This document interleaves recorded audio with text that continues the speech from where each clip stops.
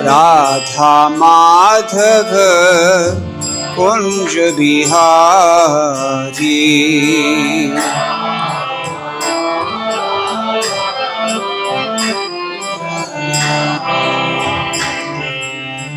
गोपी जन वल्लभ गिरिवरधारी।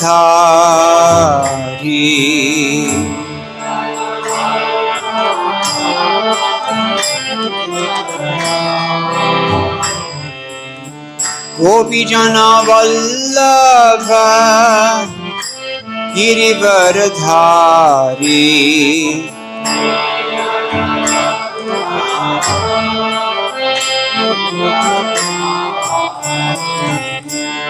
गोपी जन वल्लभ गिरिवरधारी।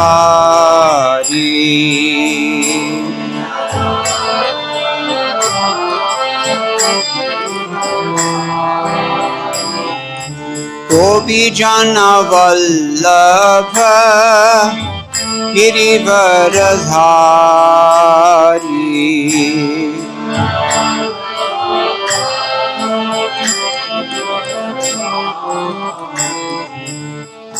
यशोदानंदन व्रज जन रंजना।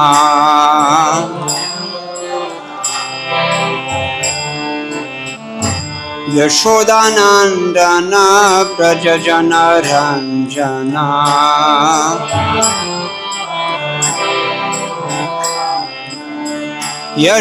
यशोदानंदन व्रज जन रंजना।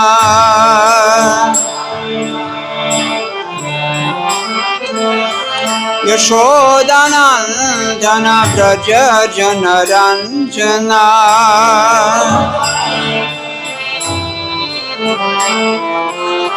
यशोदानंदन व्रज जन रंजना। यमुना तीर वनचारी।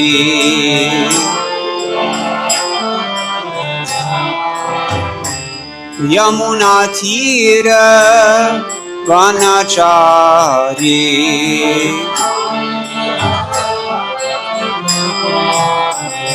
यमुना तीर वनचारी।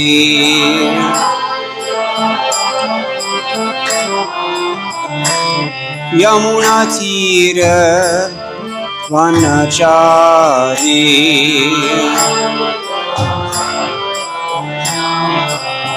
जय जय राधा माधव कुंज बिहारी।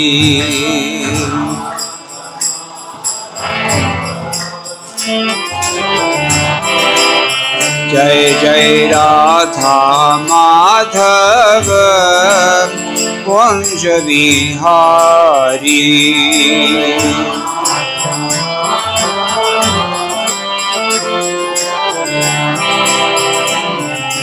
गोपी जन वल्लभ गिरिवरधारी।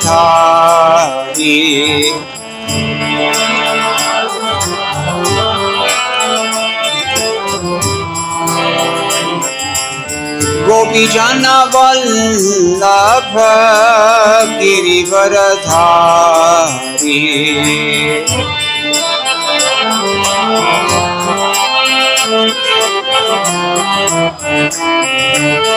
यशोदानंदन व्रज जन रंजना।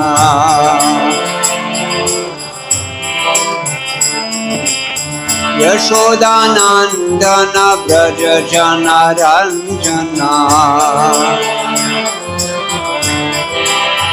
यमुना तीर वनचारी।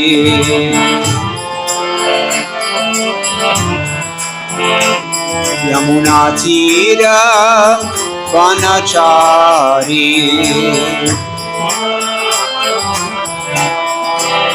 जय जय Radha Madhav Kunj Bihari.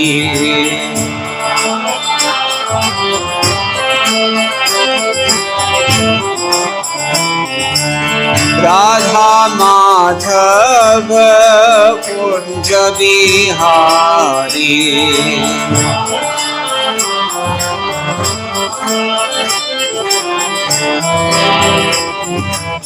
Radha Madhava Kunja Bihari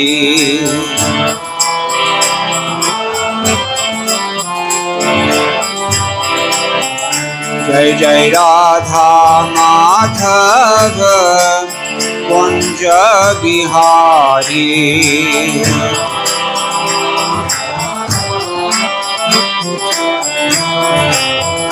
Hare Krishna Krishna Krishna Hare Hare Hare Rama Rama Rama Hare Hare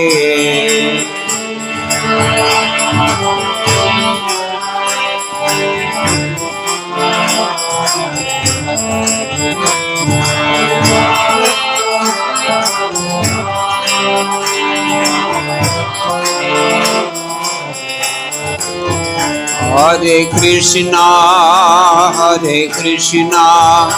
Krishna Krishna Hare Hare Hare Rama Rama Rama Hare Hare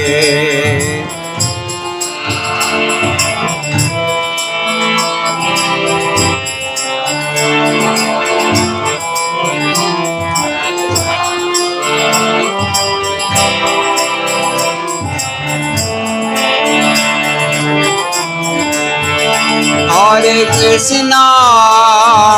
Krishna Krishna Krishna Hare Hare Hare Rama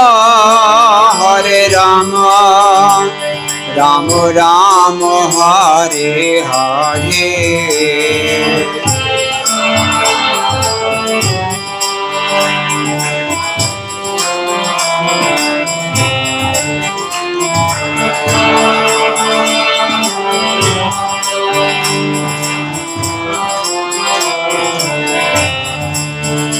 Jai Radha Madhava Kunja Bihari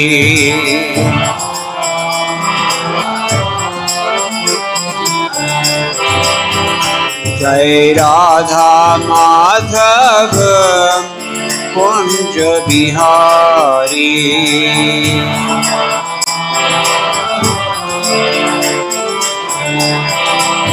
Jai Jai Radha Madhava Kunja Bihari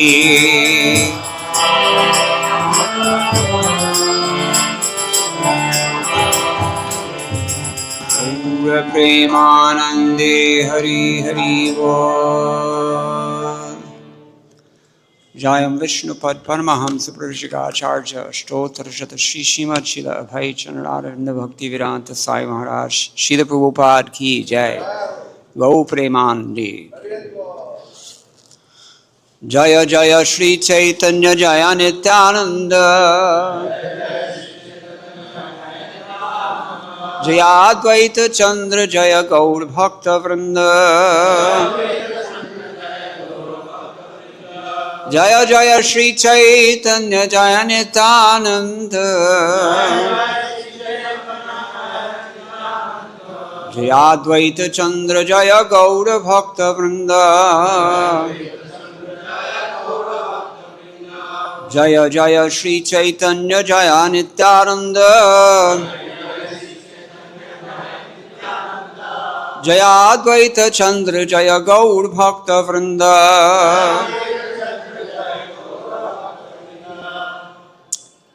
Hare Krishna Vancha kalpatarubhyascha kripa sindhubhaivacha paritanam pavanebhyo vaishnavebhyo namo namaha. All of you kindly give me your blessings. We can speak something that's of benefit to anyone here about this holy occasion of Sri Madhavendra Puri's disappearance from this world. He was here in Vrindavan some 500 years ago. And today is the day on which he left this world.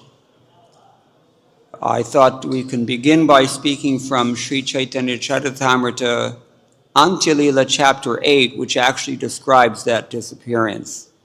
And according to the time, if we have time, we can discuss from Madhavendra chapter 4, which is about his experiences with Gopal, the personality of Godhead, whom he found at Govardhan Hill. There are different versions of this. Some people say that the deity was entrusted to Madhavendra Puri by Vallabhacharya. Pushtimargya sources tell us this. They have a whole different history. Most of their sources are in Braj Bhasha, and most of them are questionable because from an empirical point of view, it appears that they were written around the 19th century. For example, they contain mention of things like the British Empire or the railway system and other such things that didn't exist in the 16th century. So,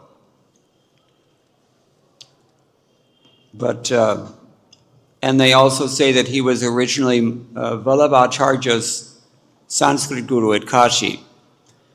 Mysterious figure, Madhavendra Puri. From an historical point of view, it's not so easy to understand who he was because he has the name Madhavendra Puri, which sounds like a Shankara sannyasi, and yet he's said to have been in the Madhva Sampradaya. They usually take the title Tirtha. And he also was the initiating spiritual master of Ishwara Puri, of course, Chaitanya Mahaprabhu's Diksha Guru. And he was also the Diksha Guru of Advaita Acharya in Navadvip. 2 members of the Panchatattva he initiated. Such a great soul. Some people say that the deity was given to him, deity of Gopal. His worship was entrusted to him, some say, by Raghunath Das Goswami. It's a complex history. We don't need to get into those details, but anyway, his pastimes of installing the Gopal deity have a special significance to me because in 1976, I was sitting in front of the Los Angeles temple reading that pastime, which was newly released at that time, fairly recently. And we saw Srila Prabhupada come out of his room, glowing like the sun, as Madhavendra Puri himself must have been. So, anyway, we'll begin with Antya-līlā chapter 8. Ramachandra Puri criticizes the Lord. Ostensibly, the chapter is about Ramachandra Puri. And I'm going to read the chapter summary just so that we have a better sense of the context. The following summary of the 8th chapter is given by Srila Bhaktivinoda Thakur in his Amrita Pravaha Bhashya. Amrita Pravaha means drawing out the nectar. That's his commentary on Chaitanya Charitamrita. This chapter describes the history of the Lord's dealings with Ramachandra Puri. Although Ramachandra Puri was one of the disciples of Madhavendra Puri, he was influenced by dry Mayavadis, and therefore he criticized Madhavendra Puri. Therefore Madhavendra Puri accused him of being an offender and rejected him. Because Ramachandra Puri had been rejected by his spiritual master, he became concerned only with finding faults in others and advising them according to the dry Mayavad philosophy. For this reason, he was not very respectful to the Vaishnavas, and later he became so fallen that he began criticizing Sri Chaitanya Mahaprabhu for his eating. Hearing his criticisms, Sri Chaitanya Mahaprabhu reduced his eating, but after Ramachandra Puri left Jagannath Puri, the Lord resumed his usual behavior. Okay, I'm going to skip ahead because we have to try to save time. But right around text 9 or 7, it says here, Heno kale Ramachandra Puri Goshaiyila Paramananda Puri re Ara Prabhu re milila. That means a sannyasi named Ramachandra Puri Gosai came to see Paramananda Puri and Sri Chaitanya Mahaprabhu. I'm going to skip the Bengali because We have to save time. Paramananda Puri offered respects at the feet of Ramachandra Puri, and Ramachandra Puri strongly embraced him.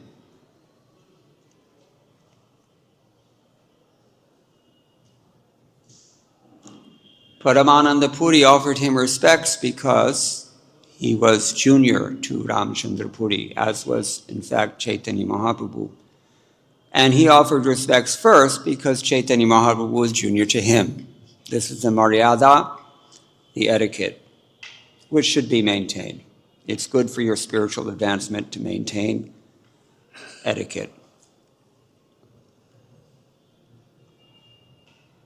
And Sri Chaitanya Mahaprabhu also offered obeisances to Ramachandra Puri, who then embraced him and thus remembered Krishna. Purport: Sri Chaitanya Mahaprabhu offered obeisances to Ramachandra Puri in consideration of his being a disciple of Madhavendra Puri, the spiritual master of his own spiritual master, Ishwara Puri. When a Vaishnava sannyasi meets another sannyasi, Vaishnava sannyasi, they both remember Krishna. Even Mayavadi sannyasis generally remember Narayana, who is also Krishna, by saying Om Namo Bhagavate Narayanaya or Om Namo Narayanaya. Thus, it is the duty of the sannyasi to remember Krishna. According to Smriti Shastra, a sannyasi does not offer obeisances or blessings to anyone. It is said, Sannyasi nirashir nirnamaskriyaha. A sannyasi should not offer anyone blessings or obeisances. Socially, the sannyasi is considered to be a dead person. So the three of them talked about Krishna for some time. Who? Ramachandra Puri, Paramananda Puri, Chaitanya Mahaprabhu, yes. And then Jagadananda came and extended an invitation to Ramachandra Puri. A large quantity of the remnants of food from Lord Jagannath was brought in for distribution. Ramachandra Puri ate sumptuously, and then he wanted to find faults in Jagadananda Pandit. After finishing his meal, Ramachandra requested, "My dear Jagadananda, please listen. You eat the food that is left."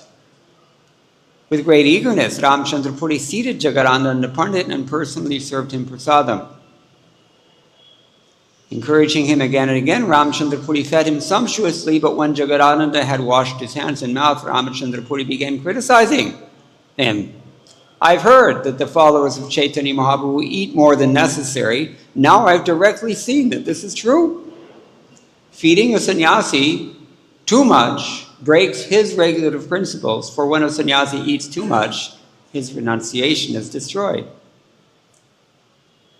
The characteristic of Ramachandra Puri was that first he would induce someone to eat more than necessary, and then he would criticize him. Typical Kanishta Adhikari. Formerly, when Madhavendra Puri was in the last stage of his life, this is today we're talking about, Ramachandra Puri came to where he was staying. Madhavendra Puri was chanting the holy name of Krishna, and sometimes he would cry, "Oh my Lord, I did not get shelter at Mathura."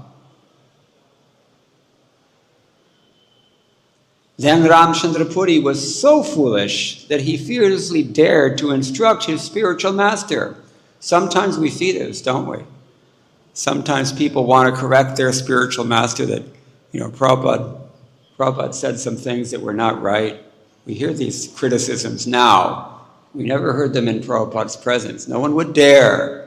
But when the cat's away, so he was a fool. Anyone who criticizes their spiritual master or their grand spiritual master is a fool number one. So this was Ramachandra Puri, and he was brought into the Leela only for this purpose, to show us what not to do. Some examples in the Bhagavatam and in these books, Chaitanya Charitamrita and others, there are examples of what you should do, and some of them are examples of what you should not do. So Ramachandra Puri was in the latter category. So he was such an idiot that he told his own spiritual master, If you're in full transcendental bliss, he said, you should now remember only Brahman. Why are you crying? Purport, as stated in the Bhagavad Gita, Brahmabhuta Prasannatma. A Brahman realized person is always happy. Na shochiti na kankshati. He neither laments nor aspires for anything. Not knowing why Madhavendra Puri was crying, Ramachandra Puri tried to become his advisor. Thus he committed a great offense, for a disciple should never try to instruct his spiritual master. Hearing this instruction, Madhavendra Puri, greatly angry, rebuked him by saying, "Get out, you sinful rascal." Purport, Ramachandra Puri could not understand that his spiritual master Madhavendra Puri was feeling transcendental separation. His lamentation was not material. Rather, it proceeded from the highest stage of ecstatic love of Krishna. When he was crying in separation, "I could not achieve Krishna, I could not achieve Mathura," this was not ordinary material lamentation. Ramachandra Puri was not sufficiently expert to understand the feelings of Madhavendra Puri. But nevertheless, he thought himself very advanced. That's what happens when you criticize Vaishnavas. You start to think that you're very advanced, or you already think you're very advanced. But he was known for that, and this is the result we're seeing here. So, therefore, regarding Madhavendra Puri's expressions as ordinary material lamentation, he advised him to remember Brahman, because he was latently an impersonalist. Madhavendra Puri understood Ramachandra Puri's position as a great fool, and therefore immediately rebuked him. Such a reprimand from the spiritual master is certainly for the betterment of his disciple. We can't criticize a bona fide guru for becoming angry or for coming under the sway of negative emotions, because they're not negative. In the same way that Madhavendra Puri's lamentation that he could not attain Krishna or the city of Mathura were not ordinary, mundane lamentations, so similarly, when the spiritual master seems to be angry, we should never take it that he's lost control of his senses or his emotions. Otherwise, we join the Ramachandra Puri Sampradaya. Now, this is an interesting point, because ostensibly, these are not Vaishnavas, none of them. All three of them are technically, they're part of the Shankar Sampradaya, Puri line. Ramachandra Puri, Paramananda Puri, Chaitanya Mahaprabhu did not take a sannyas title, otherwise he would have been a Bharati. But technically, they're all in the Shankar Sampradaya. Many of Chaitanya Mahaprabhu's early associates were nominally Mayavad sannyasis, Mayavadi sannyasis, many of them. They were not initiated into Vaishnavism, and that is why Ramachandra Puri did not have the higher sentiments. But some of them see through the Mayavad nonsense by the grace of Sridhar Swami, who himself was also, some say, associated with the Mayavad Sampradaya. Others say he was in the Vishnu Swami Sampradaya. Very hard to objectively determine that. But Ramachandra Puri, as a typical Mayavadi, could not understand anything about transcendental emotions. And so he was confused when he saw his spiritual master acting like a Vaishnava. This is how the thing happened. So in some sense, he's to a degree vindicated. But even among the Mayavadis, the etiquette is there and should remain there, that a disciple doesn't criticize his spiritual master. Nowhere is a disciple allowed to do that. So, as a general rule.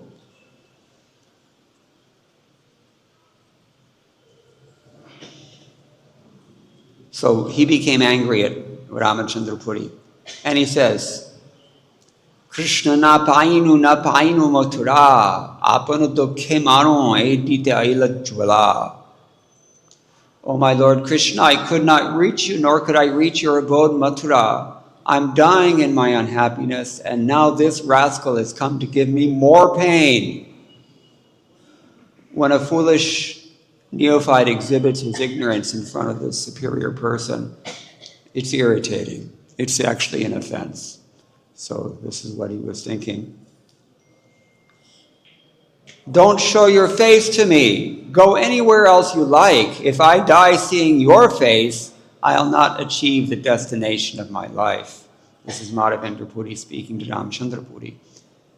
Krishna na painu mui maro apnar dukhe more brahma ubadeshe echhar murkhe. I'm dying without achieving the shelter of Krishna, and therefore I'm greatly unhappy. Now this condemned foolish rascal has come to instruct me about Brahman. Ramachandra Puri was thus denounced by Madhavendra Puri. Due to his offense, gradually material desire appeared within him. Purport by His Divine Grace, Srila Prabhupada. The word vasana, material desires, refers to dry speculative knowledge. Such speculative knowledge is only material. As confirmed in Srimad Bhagavatam 10.14.4, a person without devotional service who simply wants to know things, kevala bodha labdhaye, gains only dry speculative knowledge but no spiritual profit. This is confirmed in Bhakti Sandarbha 111, wherein it is said, Jivan mukta api punaryanti sansara vasanam yadyachintya mahashakto bhagavatya paradhinaha. Even though one is liberated in this life, if one offends the Supreme Personality of Godhead, he falls down in the midst of material desires, of which dry speculation about spiritual realization is one. In his Laghu Toshini commentary on Srimad Bhagavatam, Jiva Goswami says, Jivan mukta api punar bandhanam yanti karamabhihi yadyachintya mahashakto bhagavatya paradhinaha.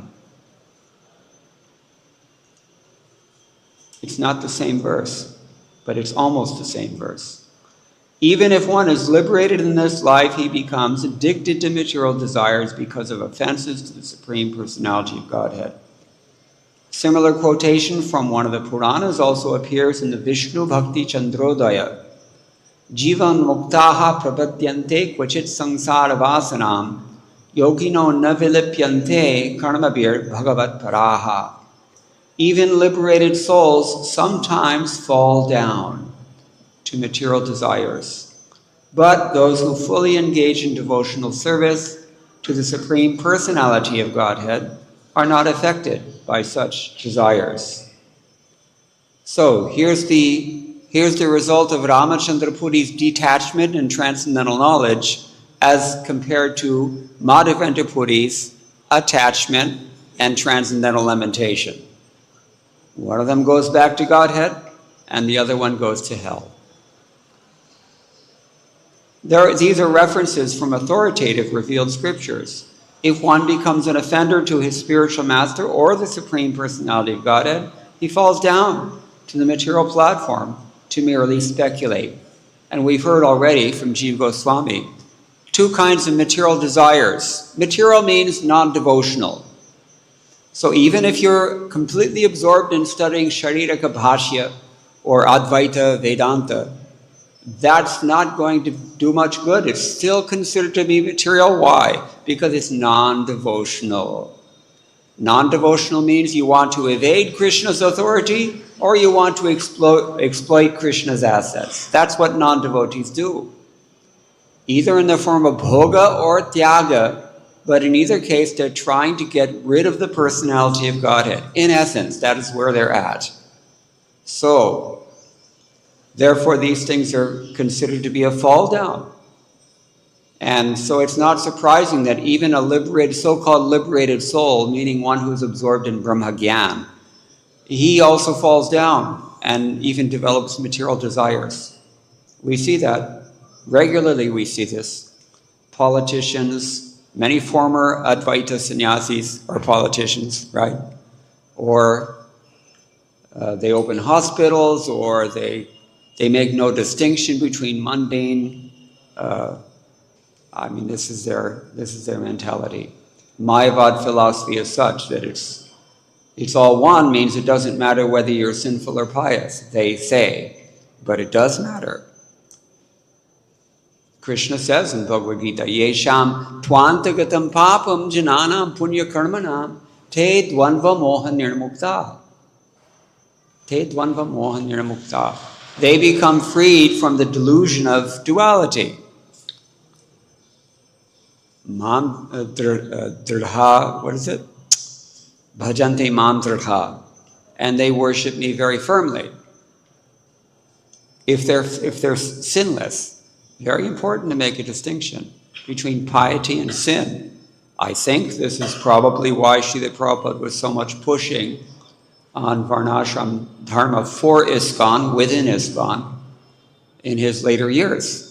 Roughly 80% of his instructions on that topic he gave in the last 3 years that he was with us, because he saw, my disciples, they can't keep their vows, they're not chanting their rounds, there's so many scandals, we know the history of ISKCON. Unless we put a premium on mundane piety, not spiritual piety, mundane piety, it's pretty likely that we will not continue with our spiritual piety. That is the fact. History proves it. And the spiritual master's instruction, at least, authorizes that. So, this is the point of this purport Prabhupada is mentioning by quoting from so many other authorities. Not only is sense gratification material life, but even this Mayavad and Advaita Vedanta impersonalism in general, these are material things from a devotional point of view, from the Bhagavatam point of view. Okay, one who is attached to dry speculative knowledge has no relationship with Krishna. His occupation is criticizing Vaishnavas. Thus, he is situated in criticism. Srila Bhaktisiddhanta Saraswati, this is the purport, has explained in his Anubhashya that the word nirbandha indicates that Ramachandra Puri had a steady desire to criticize. He had a steady desire to criticize others. Impersonalist Mayavadis who have no relationship with Krishna, who cannot take to devotional service, and who simply engage in material arguments to understand Brahman. Material arguments, note that word, to understand Brahman. Regard devotional service to Krishna as karmakanda, fruit of activities. This is a fact. They think the deity is a representation of Brahman, but the real thing is Brahman. This is their philosophy. Therefore, how can they enter into the subtlety of rasasvadanam, the rasas that are exchanged between Krishna and his devotees, or even between the devotees and other devotees? How can they begin to understand these things? For them, it's all Maya. Ultimately, they're hesitant to admit that because it's bad PR. But in fact, that's really what they believe. So, Prabhupada continues here.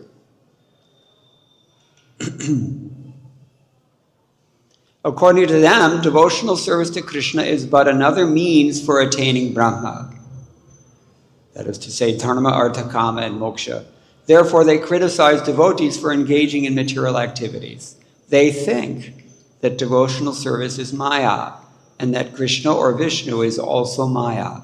They say this. This is technically part of that philosophy, Mayavad philosophy. Vishnu is a form of saguna Brahman. They say saguna meaning infused with sattva guna, but material, but close to Brahman, really close. They have this saying in English, you can damn someone with faint praise. That's what the Mayavadis do. They praise Vishnu. He's always, nitya sattvastha, ityadi. But ultimately they think this is material sattva. They don't accept the existence of Shuddha sattva, Vasudeva sattva, what to speak of transcendental variegatedness. Therefore, they're called Mayavadis. What does Mayavadi mean? Literally, the people who, illusionism, people who preach illusion. Mayavada. So, such a mentality awakens in a person who is an offender to Krishna or his devotees. Yes, that we see also. If devotees even commit offenses that are bad enough, sometimes they can become Mayavadis, it's seen. Okay. Ishwara Puri, this is the next text, number 28. Ishwara Puri, the spiritual master of Chaitanya Mahaprabhu, performed service to Madhavendra Puri, cleaning up his stool and urine with his own hand. Anyone here, just out of curiosity, raise your hand if you've taken care of an elder in your family, maybe your parents before. Yeah, I know, I did that too for 5 years. And you have to do these things? So the spiritual master is also an elder, Guru Jana, parents, seniors, spiritual masters, all of them. This is how we serve them, if need be. So, Nirantara Krishna Nama Karai Smaran, Krishna Nama, Antya-līlā, Shunai Anukhan. Ishwara Puri was always chanting the holy name and pastimes of Lord Krishna for Madhavendra Puri to hear. In this way, he helped Madhavendra Puri remember the holy name and pastimes of Lord Krishna at the time of death. This is a real disciple. Pleased with Ishwara Puri, Madhavendra Puri embraced him and gave him the benediction that he would be a great devotee and lover of Krishna. Ishwara Puri ki jai, Madhavendra Puri ki jai, Srila Prabhupada ki jai, Guru Parampara ki jai, all of them. So, thus Ishwara Puri became like an ocean of ecstatic love for Krishna, whereas Ramachandra Puri became a dry speculator and critic of everyone else. I have god brothers. Since 1977, their whole life is absorbed in criticizing others. They left ISKCON and they've been doing very little but criticizing ISKCON and engaging in sense gratification ever since. Why? You have to be very careful in the association of the devotees. Do not commit offenses, and especially do not commit gurva-aparadha, offending the spiritual master. One devotee was so foolish that he did that. Not even directly, but indirectly he did so. He asked for Prabhupada's blessings. Let me find a better teacher who can teach me the real thing. Oh, ayyo. God help him.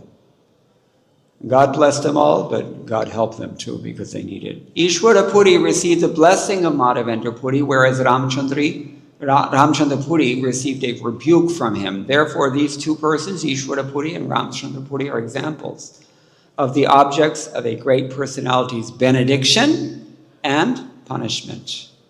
It is said in the Smriti Shastra that great souls, they can be harder than a thunderbolt on occasion, and they can also be softer than a rose. It's true. We saw that in Srila Prabhupada's character, even in other devotees, sometimes we see like that. So, Madhavendra Puri instructed the entire world by presenting these two examples. Madhavendra Puri instructed the entire world by presenting these two examples. Because pure devotee is not just thinking about now, neither is he just thinking about the next 6 months, nor is he thinking about even the rest of his life. He's thinking about the future generations. What are my activities? How are they going to impact the future? People are going to look at me and take my example as the paragon that they should aspire for, the ideal. Is it not a fact? Krishna says this, yad acharati shreshtas tattarevi tarojanaha. Sayat pramanam kurute. They set the pramana, the proof. People refer to another person's activities and character as proof in itself. Well, so-and-so does this, therefore it's bona fide. You've all heard this. I had a question about some technical detail once of deity worship. And the person that I asked this question to said, well, that's what they do over there in such and such a temple. Sayat pramanam kurute. If you take the position of any authority, parent, spiritual master, brahmana also,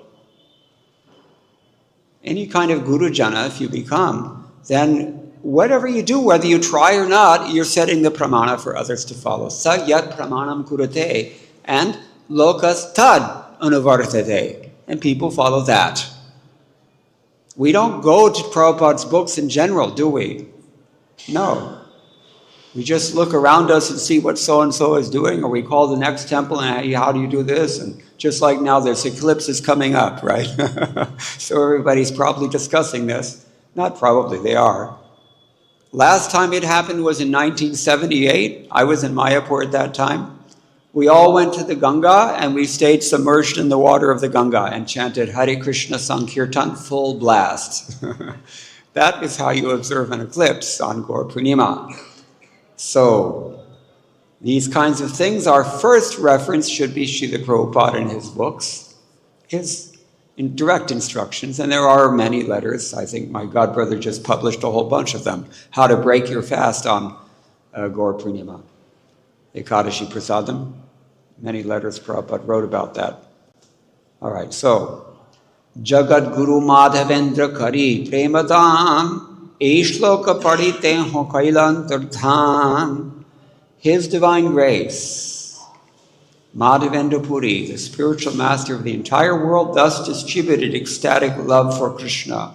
While passing away from the material world, he chanted the following verse. Just now, before we hear that verse, I'm going to read this again. His Divine Grace, Madhavendra Puri. Prabhupada didn't have to write it that way, did he? It's not there in the Bengali, is it? Let me double check. Now, well, the Jagat Guru, he's called Jagat Guru, but Prabhupada didn't translate this. And he's not, Jagat Guru is there and spiritual master of the entire world. His Divine Grace. Why does Prabhupada say that? Just so that we recognize that we're dealing with somebody who's very special. Spiritual master is always called His Divine Grace. Maybe not in public, that's a rule in ISKCON that we've created, but spiritual master means His Divine Grace. Whose Divine Grace? Krishna Kripa Srimurti. We say it very clearly in Hindi. Krishna Kripa, Krishna's mercy, His Divine Grace, the Lord's Divine Grace. Or we can even say, her Divine Grace. Not meaning that there are female Diksha Gurus, but that Radharani is the real person here who's dispensing this love of Godhead. Either Radharani or Nityananda, these two spiritual masters considered to represent their Divine Grace. So you can say His Divine Grace with reference to Lord Nityananda, you can say her Divine Grace in reference to Srimati Radharani, but I don't recommend it because people can't understand this because we're all Mayavadis like Ramachandra Puri. We don't go that deep into the language. Okay, so what is the verse that Madhavendra Puri chanted while passing away from this material world? Ai deena dayardhanatha te mathuranatha gadav lokyase hridayam tvad aloka kataram dayata brahmyati kim karomyaham. That is the chanda. Dayata brahmyati kim karomyaham. What am I to do now? O my Lord, O most merciful Master, O Master of Mathura, when shall I see you again? Because of my not seeing you, my agitated heart has become unsteady. O most beloved one, what shall I do now? I'll read it again. O my Lord, O most merciful Master, O Master of Mathura, when shall I see you again? Because of my not seeing you, my agitated heart has become unsteady. O most beloved one, what shall I do now? Who spoke this verse? Srimati Radharani. These are her sentiments. There's no purport here. Why? Well, let's read on. We will find out if we get that far. A shloka Krishna preme koryo badesh, Krishner birohe bhaktir bhava bishesh. In this verse, Madhavendra Puri teaches how to achieve ecstatic love for Krishna. By feeling separation from Krishna, one becomes spiritually situated. Ramachandra Puri did not know this. We know it now, and we only know it for one reason, and that is the divine grace of Srimati Radharani in the form of Srila Prabhupada, who wrote these Bhaktivedanta purports. Otherwise, how are we to even begin to process all this information? No way. No possibility, practically speaking. By feeling separation from Krishna, one becomes spiritually situated. And then he says, Madhavendra Puri sowed the seed of ecstatic love for Krishna within this material world and then departed. That seed later became a great tree in the form of Sri Chaitanya Mahaprabhu. And Krishnadas Kaviraj Goswami has already described earlier in this work the various branches and sub-branches of that great tree. But who planted that seed? Madhavendra Puri. Not just anybody can become the spiritual master of Sri Chaitanya Mahaprabhu. Not just anybody can become Krishna's guru. But he did, because he had this. And he gave it to Ishwara Puri because Ishwara Puri was a good disciple, humble, respectful, and paying attention. He knew the philosophy. He could understand his spiritual master's mood. Even though nominally, as we said before, they're all supposed to be Mayavad sannyasis, but they had this spirit of Krishna bhakti, all over Northeast India especially. And that's what he gave to Chaitanya Mahaprabhu, whatever he got from Madhavendra Puri. Evam parampara praptam. So, such a wonderful thing, Madhavendra Puri, such a wonderful person he is. And Krishnadas Kaviraj Goswami continues, I've incidentally described the passing away of Madhavendra Puri. Anyone who hears this must be considered very fortunate. Jai ihashune she bada bhagyavan. You're all very fortunate. We've heard this today. Okay, I think that's the end of this section. With regards to Madhavendra Puri. It goes into other factors here, other things, and his dealings with Chaitanya Mahaprabhu. We're reading the Chaitanya Charitamrita now until Gaur Purnima, because in celebration of Gaur Purnima, but because today is Madhavendra Puri's Tirobhavotsava, therefore we're glorifying him, trying to understand his exalted character and his devotion to Krishna, great personality. All right, so I think maybe because there's only 5 or 10 minutes left, I should end here. Instead of beginning a new chapter in the Antya-līlā chapter 4 also deals with his devotional service. Give me some instruction. Should we have, anybody have any questions? You can raise your hand if you have. Okay, yes, Prabhu, Akruranath. It's always nice to get questions from people that you know read Prabhupada's books because they're going to ask intelligent questions. What do we know? It's up. I don't know. What do we know? Whoa. What do we know about Madhavendra Puri's birth and early life and family and so forth? Yeah, you were here in the beginning. I mentioned some things. Yeah, it's a little complicated. Some people, some scholars, mundane scholars for what they're worth, they feel that he maybe came from South India, like many of Chaitanya Mahaprabhu's personal associates did. You know, I mentioned also the Pushti Margya sources, Varta literature, says that, you know, he was teaching Vallabha Acharya Sanskrit in Kashi, which is a whole different picture. Mm-hmm. And the titles are not clear, and the association is not clear, even the sampradaya is not 100% clear. Yeah, so it's very difficult to understand Madhavendra Puri, but he's universally glorified. When I was in college, I studied a devotee also named Madhava Das from Puri. And he was also very, very popular, it would seem. I don't know if he's the same person or not. It seems maybe not, but hard to say. Just really hard to say. So yeah, I mean, you have only conflicting hagiographies to go by, which is to say that the sectarian histories that describe his early life and his identity, they're all saying incompatible things. So generally we see, or at least I see, that in regards to medieval sources that are reliable or not reliable, the Gaudiya Vaishnava sources tend to be very reliable. That's definitely true with Krishna Karnamritam. For example, many people all over India, people worship Krishna Karnamritam, but there are different versions of it, and different degrees of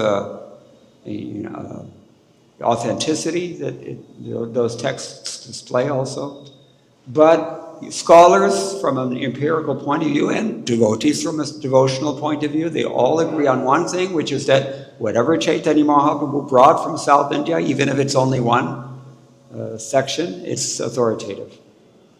So like that, Chaitanya Charitamrita is compiled on the basis of notes we heard the other day from the Kadacha of Raghunath Das Goswami and others. So it's almost firsthand, even though it was compiled a bit later. But not much information on the mundane details of Madhavendra Puri's early life. Not a whole lot, sorry to say. And if there was more, I could tell you. Panchagauda Prabhu. Well, I can't tell you anything about that. Yeah.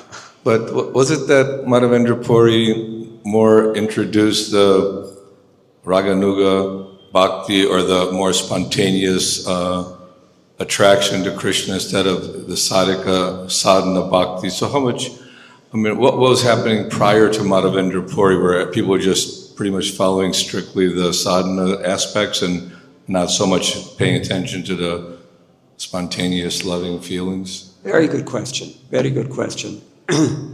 I'm going to take your question as general as it is, because usually he's credited for being the root of Madhurya Bhava in the Gaudiya Sampradaya. But you've widened the parameters. Is he the source of all Raganuga Bhakti in not only our Sampradaya, you could say North Indian Bhakti in general, because he was a teacher of the Vallabha Sampradaya as well, it was said. So there are precedents. You can't keep an eternal thing hidden forever. This is the point. Raganuga Bhakti is absolute truth. It's always there. But how much it's taught explicitly, how much people understand it, how much it's current in practice of bhakti, that's relative. And it's going to change over different times, places, and circumstances. In this world, according to the recorded history that we have, we see the examples of the Alwars in South India, writing in medieval Tamil, and they're expressing sentiments that appear to be, Madhurya Rasa, certainly there, in Andal and others. And you have Vatsalya and the Peri Alwar, and you have other Dasya Bhakti, certainly. These things are there, even in those writings. But they were not so much systematized, neither were they emphasized. This is the point. But with Madhavendra Puri, he stressed this, particularly Madhurya Rasa. But that's only the prominent subsection of Raganuga Bhakti or Raga Bhakti in general, even Ragatmika Bhakti. So he's given that credit in the Gaudiya Sampradaya at least, for having introduced Madhurya Bhava.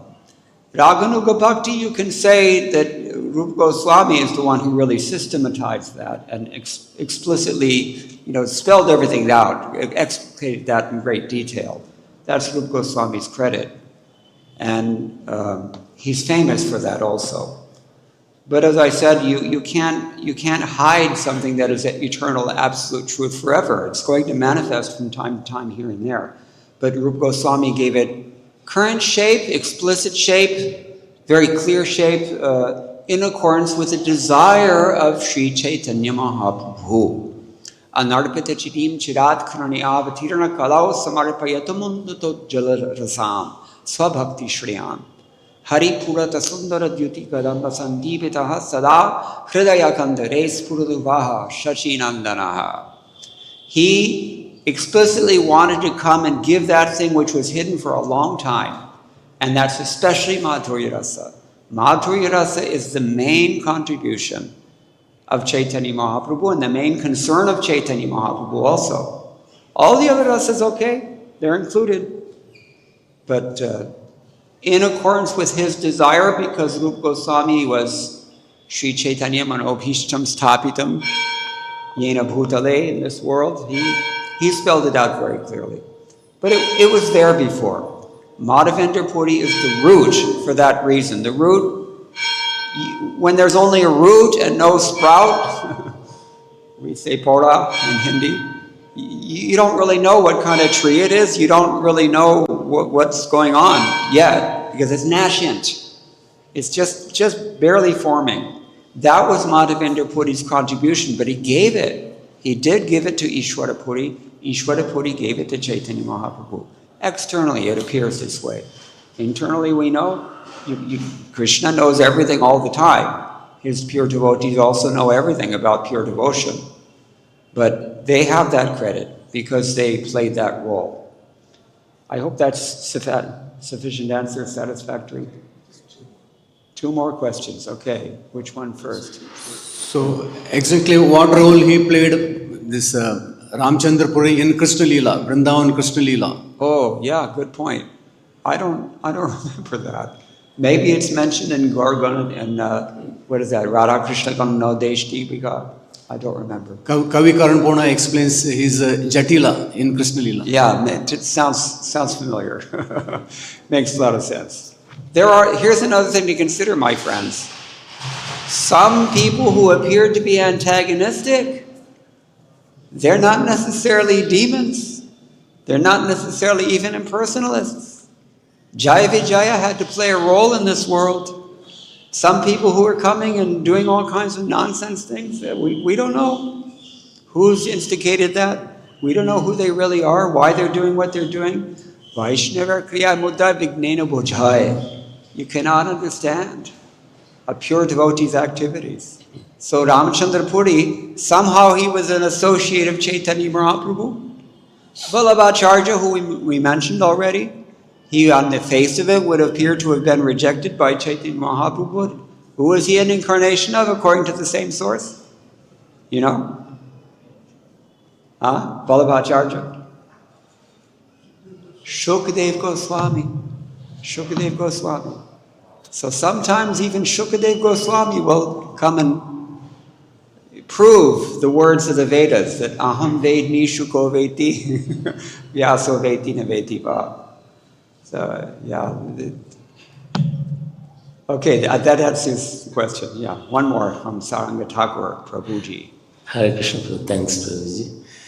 Prabhuji, Madhavendra Puri Pad was initiated by Madhva Sampradaya, who are giving importance to Lakshminarayanar, the highest worshipable. I'm having trouble hearing you if you take the microphone about half Madhavendra Puri Pad took initiation from Madhva Sampradaya. Yes. Who are giving importance to Lakshminarayan worship is the highest Lakshminarayan. Yes. So we can see Madhavendra Puri Pad was teaching that Radha Krishna worship are the highest. Yes. So what goes? For this preaching, his spiritual master, they are happy and it was open, they get offense for his activity and what? This is a good question. I don't know that we have records of this because we definitely don't have so much record of anything that Madhavendra Puri actually wrote.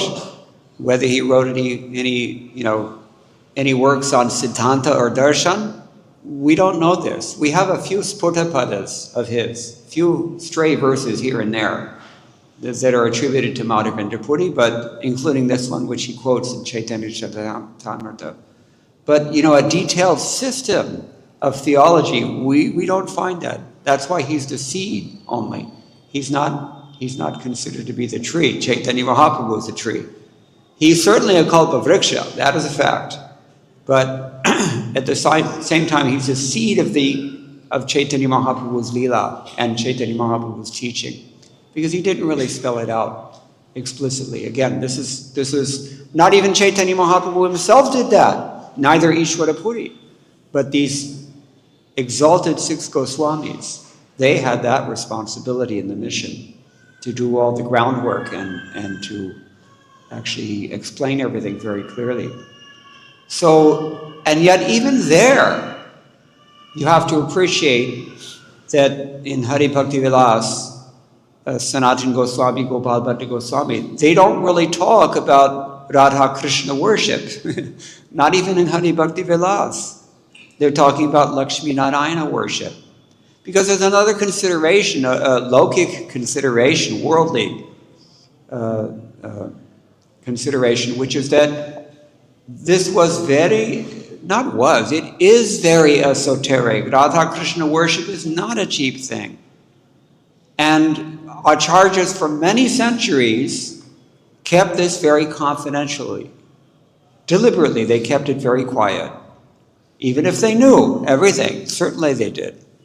But they did not teach this. They kept everything at the level of sadharana bhakti, generic dasya bhava, which is the essence of bhakti, in practice. Certainly Vaidhi bhakti. So, even Srila Prabhupada told us, when we're worshipping Radha Krishna in the temple, that worship is actually being accepted initially by Lakshmi Narayana. If you advance to that level, then they will reveal that you're worshipping Radha and Krishna, even though the deity is very clear in front of our faces, but we can't really connect 100% because we're not that advanced yet. So in the material world, this is generally kept confidential, only because Chaitanya Mahaprabhu's desire is to spread this, that the Goswamis actually explicated it, beginning with Madhavendra Puri, who didn't actually explicate it. He just planted the seed. But, Chaitanya Mahaprabhu and the Goswamis especially, they spelled everything out very clearly for us. So we should always be conscious of this. To this day, in South India, mostly the bhakti there is dominated by Aishwarya Bhava. Udupi Shri Krishna. He's Krishna in Vraja. But they don't worship him like that. They worship him like Vishnu. Because they want to contain, on a social level, you have to be very conservative in this way.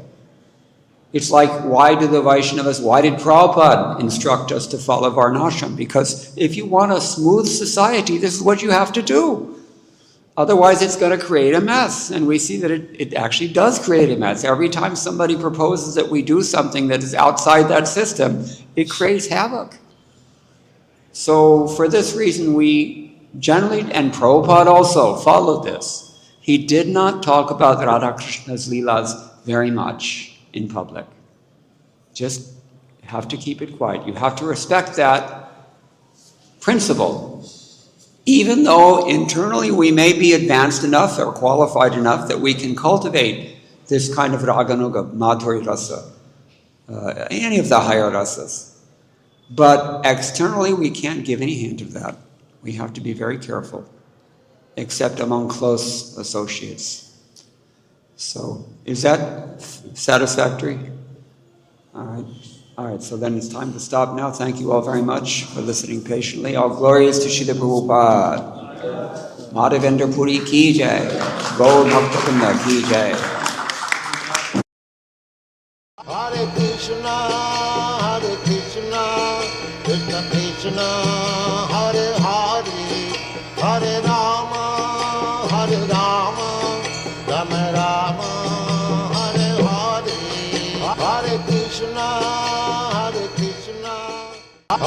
Krishna,